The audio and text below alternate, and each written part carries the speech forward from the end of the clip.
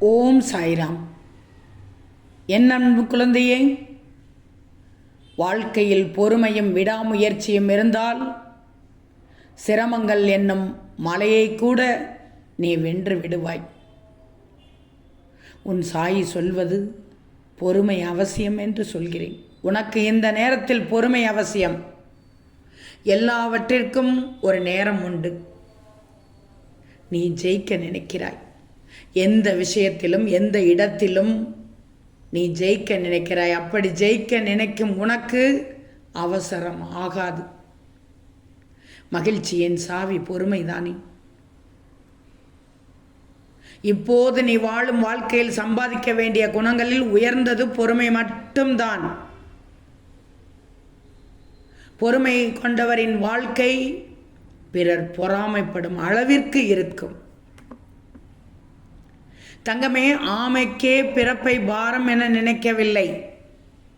பாதுகாப்போடு இருப்பது தானே அதன் சிறப்பு. இருக்கின்ற வாய்ப்புகளை யோசி. வருகின்ற வழிகளை தாண்டினால் உனக்கு வெற்றி நிச்சயம் காத்து கொண்டிருக்கிறது. தங்கமே, முன்னேற வேண்டும் என்று விரும்பினால் யாரோடும் சண்டை போடக்கூடாது. ஏன்னா அதில் உன்னுடைய நேரமே வீணாகி போய்விடுகிறது. நாயிடம் கடிபடுவதை விட நாய்க்கு வழிவிடுவது தானே மேல். சொல்வதை கேட்டுக்கோ தங்கமே.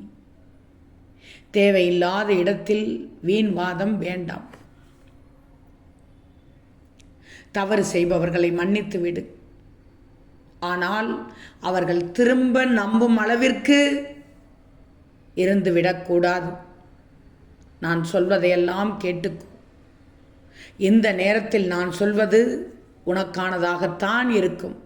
உனக்காக மட்டும்தான் சொல்கிறேன். உன்னுடைய நேரத்திற்காக மட்டும்தான் சொல்கிறேன். என் பிள்ளை, என் பேச்சை கேட்பாய் என்று எனக்கு தெரியும்.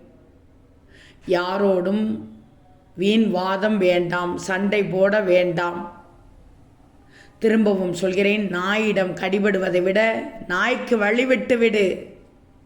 அதுதான் நல்லது. ஓம் சாய்ராம்.